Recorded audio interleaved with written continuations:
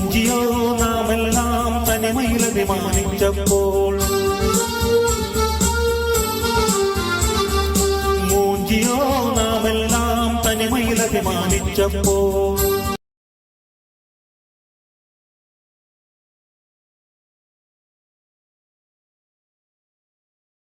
Hello, നമസ്കാരം. ഒരുപാട് വിശ്വാസികളുടെ മനസ്സിൽ മുറിവ് വരുത്തിയ അല്ലെങ്കിൽ കോട്ടയം രൂപതയുടെ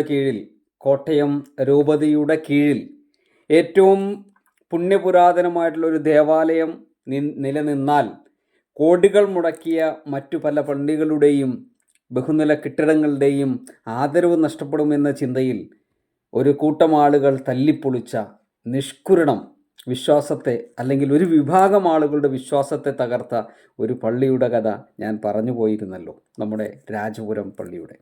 അത് പറഞ്ഞു പോയതിന് ശേഷം ശരിക്കും പറഞ്ഞിട്ടുണ്ടെങ്കിൽ പിന്നീട് അതിനെക്കുറിച്ചിട്ടുള്ള മറ്റു കാര്യങ്ങൾ പറയാത്തതിൻ്റെ പേരിൽ ചിലപ്പോൾ എൻ്റെ ആ വീഡിയോ കണ്ട ആളുകൾക്ക് ചോദ്യമുണ്ടായേക്കാം, അത് കഴിഞ്ഞ് എന്ത് സംഭവിച്ചു, അല്ലെങ്കിൽ എന്തുകൊണ്ടാണ്, അല്ലെങ്കിൽ എങ്ങനെയാണ് ഇതിലേക്ക് ഇത് എത്തിയത് എന്ന്. അപ്പം വിശ്വസനീയമായ ആളുകളിൽ നിന്ന് കിട്ടിയൊരു വിവരം കൂടെ നിങ്ങളോട് പങ്കുവയ്ക്കാനാണ് എൻ്റെ ഈ വീഡിയോ.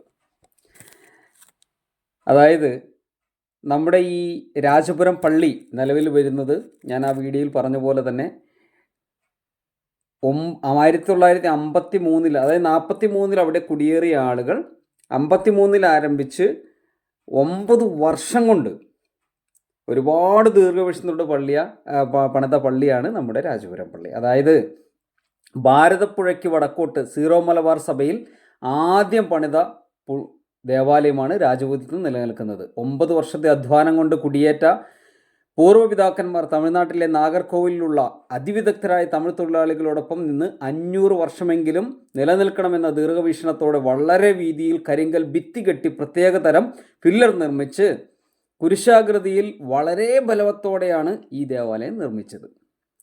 ഇത്ര വർഷമായിട്ടും ഒരു മെയിൻ്റനൻസ് വർക്കിൻ്റെ ആവശ്യം പോലും വന്നിട്ടില്ല എന്നുള്ളത് മറ്റൊരു യാഥാർത്ഥ്യം.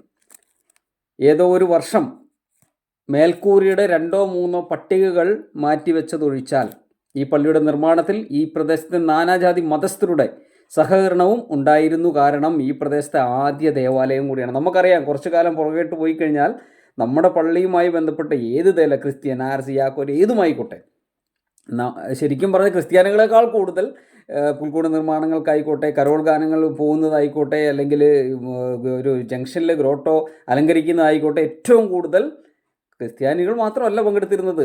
അപ്പോൾ അങ്ങനെ ഉണ്ടായിരുന്ന ഒരു ഇടവക പൊതുയോഗത്തിൽ 70-80 ആളുകളിൽ കൂടിയൊന്നും ഉണ്ടാകാറില്ല. അത് ഇവിടെ നിന്നല്ല എവിടെയും. അത് പരിശോധിച്ച് കഴിഞ്ഞിട്ടുണ്ടെങ്കിൽ മനസ്സിലാവും. ഒരു ഇടവക്കാരനും പള്ളിക്ക് ബലക്ഷയമുണ്ടെന്നും പള്ളിക്കുള്ളിൽ സ്ഥലപരിമിതി ഉണ്ടെന്ന് പറഞ്ഞത് ആരുടെയും അറിവിലില്ല. ഒരു ദിവസം നമ്മുടെ വിപ്ലവകരമായ മാറ്റത്തിന് മുന്നോടിയായി നമ്മുടെ നിർമ്മാണ തൊഴിലാളിയായിട്ടുള്ള ഒരു വികാരി അച്ഛൻ പള്ളിയുടെ നവീകരണം എന്ന ആശയം പ്രകടിപ്പിച്ചു. ഈ ആശയം വന്നത് എവിടെ നിന്നാണെന്ന് ഞാൻ ആദ്യം പറഞ്ഞു. കോട്ടയം രൂപതകൾക്ക് ഒരു അഭിമാനക്ഷതം. കാരണം കോടികൾ മുടക്കിയ പള്ളിയേക്കാൾ മുകളിൽ നിന്ന് നോക്കിക്കഴിഞ്ഞാൽ കറക്റ്റ് കുരിശാകൃതിയിൽ കാണുന്ന ഇത്രയും ഒരു നവീകരിക്കപ്പെട്ട് തന്നെ നിൽക്കുന്ന പുരാതനമായിട്ടുള്ള ഒരു പള്ളി വേറെ ഉണ്ടാവില്ല. അപ്പം എവിടെ നിന്നാണ് ഈ ആശയം വന്നതെന്ന് നമുക്ക് ഊഹിക്കാവുന്നതേ ഉള്ളൂ. അച്ഛൻ മലബാർ മേഖലയിൽ ആദ്യം തലയുയർത്തുന്ന ദേവാലയങ്ങൾ കോട്ടയം രൂപതയുടേതായിരുന്നു. അന്ന് ചെറിയ ചെറിയ പള്ളികളായിരുന്നു തലശ്ശേരി രൂപതയുടേത്. തലശ്ശേരി രൂപത എന്ന് അവർ വലിയ പള്ളികൾ പണിതു. തലശ്ശേരി രൂപതയുടെ ഇവിടെയുള്ള ഇടവക ജനത്തിൽ ഏകദേശം 30% കാനായിക്കാരാണ്. മറ്റു രൂപതകൾ വലിയ പള്ളികൾ പണിതപ്പോൾ രൂപത അധികാരികൾക്ക് നമ്മുടെ പള്ളി ചെറുതായി പോയി എന്ന തോന്നൽ വരികയും മലബാറിൽ വമ്പൻ പള്ളി പണിയുക എന്ന ഉദ്ദേശത്തോടെ കണ്ണൂരിൽ വലിയ പള്ളി പണിതു. ആ പള്ളിയാണ് ഉദ്ദേശിച്ചോ ആണ് വികാരി അച്ഛൻ വിഷയാവതരണം നടത്തിയത്. ഇതിനെപ്പറ്റി ചർച്ചകൾ ആരംഭിച്ചു പഠിക്കുവാൻ കമ്മിറ്റിയെ നിയമിച്ചതാരാ? എനിക്കറിയില്ല, നിങ്ങൾക്കറിയാം. ആ പള്ളിയെപ്പറ്റി പഠിക്കാൻ വന്ന വിവിധ എഞ്ചിനീയർമാരുടെ നിലപാടും സംശയം ഉളവാക്കുന്നതായിരുന്നു. കാരണം അവർ പേടാണ്. സ്വാഭാവികമായിട്ടും ആരാണ് അവരെ നിയോഗിച്ചിട്ടുണ്ടാവുക, എങ്ങനെയാണ് വന്നിട്ടുണ്ടാവുക, അപ്പോൾ ആർക്ക് അനുകൂലമായിട്ടായിരിക്കും അവർ റിപ്പോർട്ടുകൾ എഴുതുക. പ്രഹസനമായ ചർച്ചകൾക്കും പഠനങ്ങളുടെയും വെളിച്ചത്തിലാണ് പൊതുയോഗത്തിൽ റിപ്പോർട്ട് അവതരിപ്പിച്ചത്. റിപ്പോർട്ട് അവതരണത്തിന് മുമ്പായി പുണ്യപുരാതന ദേവാലയം സംരക്ഷിക്കണമെന്ന ആഗ്രഹവുമായി ഒരു വിഭാഗം ഇടവക്കാരോട് അഭിപ്രായവും ഒപ്പുശേഖരണം നടത്തി വലിയൊരു വിഭാഗം അനുകൂല നിലപാടുകൾ അറിയിച്ചു. അനുകൂല നിലപാടിൻ്റെ ഭാഗമായി നടന്ന ഒപ്പുശേഖരണത്തിൽ പള്ളി നിലനിർത്തണമെന്നാവശ്യപ്പെട്ട് ഒപ്പിട്ട ചില കുടുംബങ്ങളിലെ അംഗങ്ങൾ മാനേജ്മെൻറ്റിൻ്റെ കീഴിലുള്ള സ്ഥാപനത്തിൽ ജോലിയിൽ പ്രവേശിക്കാൻ കാത്തിരുന്നവരും ജോലി ചെയ്യുന്നവരുമായിരുന്നു. ഈ മാനേജ്മെൻറ്റിൻ്റെ കീഴിൽ ജോലി നോക്കുന്നവരും ഭീഷണിയുടെ മുമ്പിൽ കുടുംബക്കാരും ചില ബന്ധുമിത്രാദികളും മൗനം അവലംബിക്കേണ്ടതായി വന്നു, അല്ലെങ്കിൽ പണി പോകും. അതുപോലെ തന്നെ ഒരു മാനേജ്മെൻറ്റിൻ്റെ കീഴിലുള്ള ഹയർ സെക്കൻഡറി +1 +2 അഡ്മിഷനും രൂപത കോളേജിന് കീഴിലുള്ള ഡിഗ്രിക്കും അവസരം കിട്ടില്ല. അഡ്മിഷൻ കിട്ടില്ല എന്ന ഭീഷണി വെളിച്ചത്തിൽ ചില കുടുംബങ്ങൾക്കും മൗനം അവലംബിക്കേണ്ടി വന്നു. പിന്നെ കല്യാണങ്ങൾ നടത്തി കൊടുത്തില്ല, മാമോദിസം നടത്തി കൊടുക്കില്ല, അങ്ങനെ പലതും. പല കുടുംബങ്ങളിലെയും വൈദികരും സിസ്റ്റേഴ്സും ഉണ്ട് എന്നതും സമ്മർദ്ദത്തിൻ്റെ ഭാഗമായി ചില കുടുംബങ്ങൾ കൂടി നിശബ്ദരായി. പൊതുയോഗത്തിൽ അവതരിപ്പിച്ച പഠന റിപ്പോർട്ടിൻ്റെ വെളിച്ചത്തിൽ 3 കാര്യങ്ങൾ അവതരിപ്പിക്കുകയുണ്ടായി. പള്ളി അവിടെ തന്നെ നവീകരിച്ച് നിലനിർത്തുക, പുതിയ പള്ളി മാറ്റിപ്പണിയുക, നിലവിലുള്ള പള്ളി പൊളിച്ച് അവിടെ തന്നെ പള്ളി പുതുക്കിപ്പണിയുക എന്ന നിർദ്ദേശങ്ങളിൽ നിന്നും ഇപ്പോഴത്തെ പള്ളി പൊളിച്ച് പുതിയ പള്ളി പണിയുക എന്ന പഠന റിപ്പോർട്ട് അവതരിപ്പിച്ചപ്പോൾ പുതിയ പള്ളിയുടെ പ്ലാനും എസ്റ്റിമേഷനുമായി വന്നത് ഈ 3 കാര്യങ്ങളും പഠിച്ചവതരിപ്പിക്കാൻ ഏൽപ്പിച്ചവർ. അപ്പോൾ ഇങ്ങനെയായിരിക്കും. ഇടവക്കാർക്ക് വേണ്ടാത്ത പള്ളിയാണ് പഠന റിപ്പോർട്ടുകാർക്ക് വേണ്ടത്. ഇവിടെ ഉള്ള പള്ളി തന്നെ പൊളിച്ച് പണിതാലേ പള്ളിയാവുള്ളൂ. എതിർപ്പുകൾ പൊതുയോഗത്തിൽ വന്നപ്പോൾ വികാരിയച്ഛൻ വളരെ ഭംഗിയായി, അതങ്ങനെയാണല്ലോ, കർത്താവിൻ്റെ നാമത്തിൽ എല്ലാം ഞാൻ പറയുന്നു, പള്ളി നവീകരണത്തിന് 2 കോടി, വെറും 2 കോടി രൂപ നവീകരിക്കാനുള്ള പള്ളിയുടെ എസ്റ്റിമേഷൻ പ്ലാനും എന്ത് ചെയ്യുമെന്ന് ജനങ്ങൾ ചോദിച്ചപ്പോൾ അതായിട്ടില്ല, അത് വേണം. ഇപ്പം നമ്മൾ ഏകദേശം ഒരു 2 കോടി കണക്കാക്കുന്നു. പുതിയ പള്ളി പണിയുന്നതിന് 2.5 കോടി രൂപയേ ആകുള്ളൂ. പള്ളി നിർമ്മാണത്തിന് ഇടവക ജനത്തോട് പിരിവില്ല എന്നും 1 കോടി രൂപ ഇപ്പോൾ തന്നെ ഓഫറുണ്ടെന്നും ഇഷ്ടമുള്ളത് തന്നാൽ മതിയെന്നും പണം തന്നില്ല എങ്കിൽ കുടിശ്ശിക പോലും എഴുതില്ല എന്ന് വികാരിയച്ഛൻ പൊതുയോഗത്തിൽ പറഞ്ഞു. ഈ പ്രഖ്യാപനം കേട്ട് പാവപ്പെട്ട കുറേ കുടുംബങ്ങൾ, കാരണം കാശ് കൊടുക്കേണ്ട, നല്ലൊരു പള്ളി പണിത് കിട്ടുമല്ലോ, അപ്പോൾ പിന്നെ പോയാലെന്ത്, നമ്മളെ ബാധിക്കില്ല എന്നുള്ള രീതി കുറേ ആളുകൾ അങ്ങ് മാറി. ഇത് അങ്ങനെ തന്നെയാണല്ലോ എല്ലാ ഇടവകളിലും നടക്കുന്നത്. വികാരിയച്ഛൻ പ്രഖ്യാപിച്ച തീരുമാനങ്ങളോട് എതിർത്ത് വിഭാഗത്തിന് പൊതുയോഗ ബുക്കിൽ വിയോജിപ്പ് രേഖപ്പെടുത്താനുള്ള അവകാശവും നിഷേധിക്കപ്പെട്ടു. ജനാധിപത്യ രാജ്യത്ത് അതായത് നിശ്ചയിക്കപ്പെട്ടതിൻ്റെ കാരണം അങ്ങനെയാകുമ്പോൾ പൊതുയോഗം ഏകകണ്ഠമായി തീരുമാനിച്ചു എന്ന് രൂപതയിൽ അറിയിക്കാനും അതൊരു റെക്കോർഡായി സൂക്ഷിക്കാനും കഴിയും. എതിർപ്പുകളില്ല, സ്വാഭാവികം. ജനാധിപത്യ രാജ്യത്തൊരു യോഗത്തിലെടുത്ത് തീരുമാനങ്ങളോട് എതിർപ്പുണ്ടെങ്കിൽ വിയോജനക്കുറിപ്പ് എഴുതുവാനുള്ള അവകാശമുണ്ടെങ്കിലും പള്ളി യോഗത്തിൽ വിയോജനക്കുറിപ്പ് എഴുതുവാൻ അവകാശമില്ല. പിന്നീട് രൂപത അധ്യക്ഷന് പരാതി നൽകിയെങ്കിലും രൂപത മെത്രാനും സഹായ മെത്രാനുമായി ചർച്ച നടത്തപ്പെട്ടു. ഒരു കാര്യം വ്യക്തമായി. ആർക്കാ പരാതി നൽകുന്നത്? ഇവിടെ കലാപമുണ്ടാക്കാനും പള്ളി മുഴുവൻ തല്ലിപ്പൊളിക്കാനും പറഞ്ഞ ആളുകൾക്ക് പരാതി നൽകിയേക്കാനും. പിന്നെ എവിടെ തീരുമാനം ഉണ്ടാവും? മലബാറിലെ ഏറ്റവും വലിയ ദേവാലയം നമ്മുടെ രൂപതാ ദേവാലയം ആകണമെന്ന ആശയമാണ് ഇവരിൽ നിന്ന് വന്നത്. പിരിവില്ല എന്ന് പറഞ്ഞ വാക്കുകൾ മറികടന്ന് വികാരി അച്ഛൻ്റെ നിർദ്ദേശപ്രകാരം കമ്മിറ്റിക്കാർ ഇടവകയിൽ ഓരോ വീടുകളിലും ചെന്ന് നിർബന്ധന ഓഫറുകൾ സ്വീകരിക്കാൻ തുടങ്ങി. ബന്ധുമാറി ഹർത്താൽ വന്നതുപോലെ. രസകരമായിട്ടുണ്ടല്ലേ വാക്കുകൾ. ഒരു വിഭാഗം ഇടവക ജനം വികാരി അച്ഛനോട് എന്ത് അനിഷ്ടമുണ്ടെങ്കിലും ധിക്കരിക്കാൻ തയ്യാറാകില്ല. കാരണം ദൈവഭയം. കർത്താവിശ്വമിശ നേരിട്ട് വന്നിട്ട് പണി കൊടുക്കും.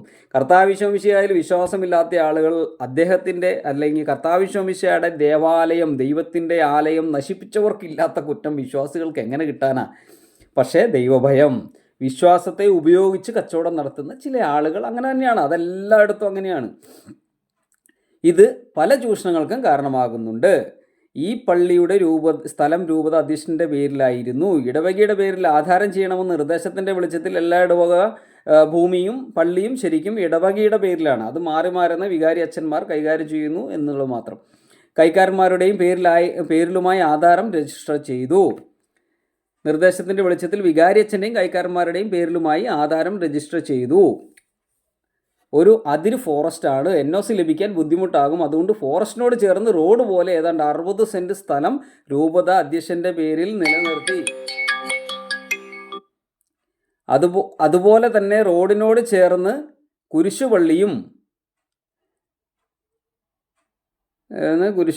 ഷോപ്പിംഗ് കോംപ്ലക്സും രൂപത അധ്യക്ഷൻ്റെ പേരിൽ തന്നെ നിലനിർത്തി. കാരണം രജിസ്ട്രേഷൻ തുക കുറച്ച് കാണിച്ചാണ് ആധാരം രജിസ്റ്റർ ചെയ്തത്. അമ്പട മൊത്തേ ഇപ്പോൾ ആധാരം ചെയ്ത 9 ഏക്കർ സ്ഥലത്ത് ഒറ്റ കെട്ടിടങ്ങളും കാണിച്ചിട്ടില്ല. എല്ലാം തരിശുഭൂമിയായിട്ടാണ് കാണിച്ചിരിക്കുന്നത്. അത് തെറ്റല്ലേ? പള്ളിമുറി സെമിത്തേരി ഒരു ഇത്രയും വലിയ കെട്ടിടങ്ങളുള്ള സ്കൂൾ എന്നിവ മലമുകളിൽ സ്ഥിതി ചെയ്യുന്ന പള്ളിയുടെ തൊട്ട് താഴെ തന്നെയാണ് 3000-ഓളം കുട്ടികൾ പഠിക്കുന്ന LP UP high school higher secondary school ഉള്ളത്. ഈ സ്കൂളിലെ കുട്ടികൾ സ്കൂളിൻ്റെ മുമ്പിൽ ഓടിക്കളിക്കാൻ ഒരു കളിസ്ഥലം പോലുമില്ല. നിലവിലെ പള്ളിയേക്കാളും ഉയരത്തിലാണ് പള്ളിയുടെ പുറകുവശത്തെ മൺതിട്ട. കോവിഡിൻ്റെ അതിരൂക്ഷമായ സമയത്താണ് മൺതിട്ട ഈ രൂപത്തിൽ രൂപം കൊണ്ടത്. പുറകുവശത്തെ മണ്ണ് ഖനനം ചെയ്തപ്പോൾ പല അധികാരികളുടെയും തെറ്റിദ്ധരിപ്പിക്കുന്നതിനായി സംശയം തോന്നിയതിൻ്റെ വെളിച്ചത്തിൽ നൽകിയ പരാതിയിൽ ലക്ഷത്തിന് മുകളിൽ പിഴ അടയ്ക്കേണ്ടി വന്നു. ഇതുവരെ ഇതിൻ്റെ വിശദമായ കണക്ക് ഇടവക ജനത്തെ അറിയിച്ചിട്ടില്ല. ഈ പള്ളിയുടെ അടി ഭാഗത്തോട് ചേർന്നൊരു തുരങ്കമുണ്ടായിരുന്നു. മഴക്കാലത്ത് അതിലൂടെ ഉറവ് രൂപപ്പെടുന്നതാണ്. അതുപോലെ തന്നെ പള്ളിയുടെ സെമിത്തേരിയിൽ നിന്നും ശക്തമായ ഉറവുകളുണ്ട്. ഇവിടെ മണ്ണിന് ഉറപ്പ് കുറവുള്ള സ്ഥലമാണ്. നിലവിലുള്ള പള്ളി പൊടിച്ച് വലിയ ബിൽഡിംഗ് പണിയുമ്പോൾ അപ്രദേശത്ത് പരിസ്ഥിതി കോട്ടമായിരിക്കും. തൊട്ട് താഴെ സ്കൂളാണ്. പള്ളിയിൽ ജനം കുറഞ്ഞു വരുന്നു. പല വീടുകളിലും ജനമില്ലാതായി. മക്കളെല്ലാം വിദേശ രാജ്യങ്ങളിലേക്ക് കുടിയേറി തുടങ്ങി. ഭാവിയിൽ ഇടവകയിൽ ജനം കുറയും. ഈ ഇടവകയ്ക്ക് 2 സ്റ്റേഷൻ പള്ളിയുണ്ട്. അസിസ്റ്റന്റ് വികാരിയെ വെച്ച് കൃത്യസമയങ്ങളിൽ വിശുദ്ധ കുർബാന കൂടുവാനുള്ള അവസരം ലഭ്യമാക്കണം. ആയതിനാൽ നാടിൻ്റെ പൈതൃകമായി ഈ പുണ്യപുരാതന ദേവാലയത്തെ പരിസ്ഥിതി ഇണങ്ങും വിധം നവീകരിച്ച് നടത്തി സംരക്ഷിക്കണമെന്ന ആശയത്തോടെ നിയമവശങ്ങളുമായി മുന്നോട്ട് പോയിക്കൊണ്ടിരിക്കുകയാണ് അവിടുത്തെ സംരക്ഷണ സമിതി. ഹൈക്കോടതി വരെ കേസ് നൽകിയിട്ടുണ്ട്. പള്ളി അധികാരികൾ പഞ്ചായത്തിന് നൽകിയ അപേക്ഷയിൽ ഞങ്ങൾക്ക് വിവരാവകാശ കോപ്പി ലഭിച്ചതിൽ പള്ളി അറ്റകുറ്റപ്പണി മാത്രമാണ് രേഖപ്പെടുത്തിയിരിക്കുന്നത്. അതിൽ വിശുദ്ധ തിരുക്കുടുംബത്തിൻ്റെ ഇടപെടൽ നടന്നു എന്ന് വിശ്വസിക്കുന്നു. പള്ളിയുടെ തൊട്ടു താഴെയുള്ള പഴയ കെട്ടിടങ്ങൾ പൊളിച്ചു കളഞ്ഞ സ്ഥലത്ത് കുട്ടികൾക്ക് ബാസ്കറ്റ് ബോൾ ഗ്രൗണ്ട് ഉണ്ടാക്കാൻ നിർദ്ദേശിച്ച സ്ഥലത്ത് കൂടി പള്ളിമുറ്റത്തേക്ക് റോഡ് പണിതു. ഇതുമൂലം ഗ്രൗണ്ട് നഷ്ടപ്പെട്ടു. ഇത് പൊതുയോഗത്തിൽ ചോദിച്ചപ്പോൾ വിദഗ്ധ ആളെ കൊണ്ട് അളന്നപ്പോൾ നീളവും വീതിയുമില്ല എന്ന് വികാരിയച്ഛൻ പറഞ്ഞു. അളന്ന വ്യക്തിയോടും ഞങ്ങൾ ചോദിച്ചപ്പോൾ അദ്ദേഹം അളന്നിട്ടേ ഇല്ല എന്നും പറഞ്ഞു. ഞങ്ങൾ അളന്നപ്പോൾ ആവശ്യത്തിനധികം നീളവും വീതിയും ഉണ്ട്. ആരാണ് കളവ് പറഞ്ഞത്? കർത്താവിൻ്റെ ദാസൻ, അല്ലാതാര്? ഇതിനെതിരെ വിദ്യാഭ്യാസ വകുപ്പിൽ പരാതി നൽകിയിട്ടുണ്ട്. പരിപാവനമായ ദേവാലയത്തെ മോശമായി ചിത്രീകരിക്കാൻ വേണ്ടി ഒന്ന് പെയിന്റ് പോലും അടിച്ചിട്ടില്ല. ഞങ്ങൾക്ക് ഈ ദേവാലയത്തെ വൃത്തിയായി സംരക്ഷിക്കണമെന്ന് ആവശ്യപ്പെട്ടാൽ ഈ നശീകരണ ക്രൂരന്മാർ അത് ചെവിക്കൊള്ളില്ല. ഈ പുണ്യ ദേവാലയത്തെ തകർക്കാൻ വേണ്ടി പല കള്ളത്തരങ്ങളും കുതന്ത്രങ്ങളും പ്രയോഗിച്ചതിൻ്റെ ഭാഗമായി പള്ളി തകർത്ത് നാമാവശേഷമാക്കി. നിയമവശങ്ങൾ വെച്ച് ഞങ്ങൾ പോരാടി. പക്ഷേ അധികാരികളും മേലധ്യക്ഷന്മാരും ഞങ്ങളെ തോൽപ്പിച്ചു. പൂർവ്വപിതാക്കന്മാർ രക്തം വീർപ്പാക്കി അധ്വാനിച്ച് പണിതുയർത്തി ദേവാലയത്തെ ആധുനിക രീതിയിൽ നവീകരിക്കുക കുറച്ചു വർഷങ്ങൾ കഴിഞ്ഞാൽ ഈ നൂറ്റാണ്ടിൻ്റെ ദേവാലയമായി മാറുമെന്ന ആശയത്തെ ചെവിക്കൊള്ളാതെ പീഠാനുഭവ ആചാര ആഴ്ചയ്ക്ക് ശേഷം പുതുഞാറാഴ്ച വിശുദ്ധ കുർബാനയും 2 തിരട്ട് പ്രതിയോഗവും കഴിഞ്ഞ് സന്തോഷത്തോടെ പോയ ഇടവക ജനത്തിന് ഏതാണ്ട് 2 മണിയോടെ ചില ക്രൂരന്മാരുടെ കൈകളാൽ ദേവാലയം തകർക്കപ്പെട്ടു. എന്തു ചെയ്യാൻ പറ്റും? ആരാണ് തകർത്തത്? സമൂഹത്തിൽ വന്നു അതിൽ നിന്ന് കേൾക്കുന്ന വാക്കുകൾ വികാരി വിളിച്ചു വരുത്തിയതാണ് എന്ന്. അപ്പോൾ ആരാണ് കളവ് പറഞ്ഞത്? കുമ്പസാരക്കൂട്ടിൽ നിന്ന് പാപം കേട്ട് അൾത്താരയിൽ കയറി വിശുദ്ധ ഗ്രന്ഥം വായിച്ച് കാസയും പീലാസയും ഉയർത്തി ദൈവത്തെ വാഴ്ത്തുന്ന ഒരു വൈദികൻ കാട്ടിക്കൂട്ടിയ കോപ്രായങ്ങളെക്കുറിച്ചാണ് ഈ പറഞ്ഞത് കേട്ടോ. അപ്പം ഇതൊന്നും ഞാൻ പറഞ്ഞതല്ല. അവിടുത്തെ ഇടവക വിശ്വാസികൾ, അതായത് ആ പള്ളി സംരക്ഷിക്കണം എന്നാഗ്രഹിച്ച ഒരു കൂട്ടം വിശ്വാസികൾ നടത്തിയ പൂർവ്വപിതാക്കന്മാർ 43 മുறை പ്രവർത്തിച്ച് 53 തുടങ്ങിയ ദേവാലയ പണി 62 പൂർത്തീകരിക്കപ്പെട്ടപ്പോഴും പള്ളി പൊളിക്കാൻ 300 ദിവസം കൊണ്ടല്ല 9 വർഷം കൊണ്ട് പണിത പള്ളി പൊളിക്കാൻ ഒരു ദിവസം തികച്ചു വേണ്ടി വന്നില്ല.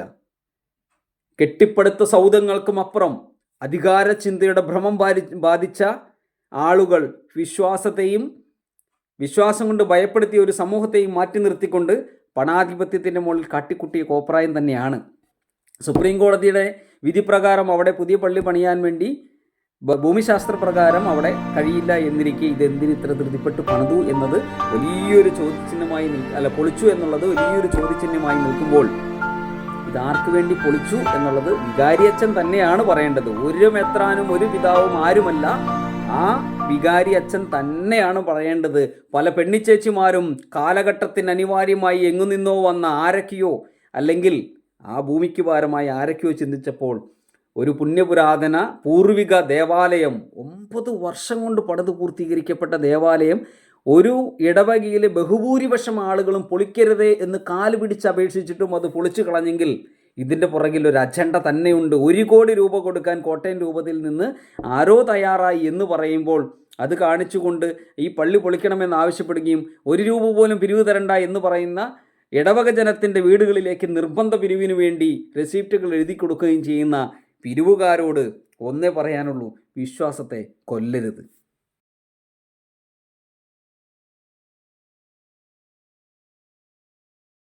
പിന്നാമ്പുറങ്ങളിൽ വിശ്വാസം ഒരു ദേശത്ത് രൂപപ്പെടുന്നതിന് അതിന്റെ പിന്നാമ്പുറങ്ങളിൽ ഒഴുക്കപ്പെട്ട ചോരയുടെയും കണ്ണീരിന്റെയും വിയർപ്പിന്റെയും കഷ്ടപ്പാടിന്റെയും നിലവിളിയുടെയും രേഖപ്പെടുത്തപ്പെടാത്ത ചരിത്രങ്ങൾ എന്നു പറഞ്ഞു കളിപ്പിച്ചു. തനിമ വളർത്താനായിട്ടവരോ തമ്മിൽ തല്ലിക്കലഹിച്ചു. തനിമ വളർത്തും ആചാരങ്ങൾ എന്നു പറഞ്ഞു കളിപ്പിച്ചു.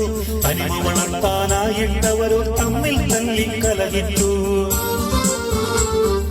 ചേട്ടൻ മറ്റൊരു രൂപതയാ, അനിയൻ വേറൊരു രൂപതയാ.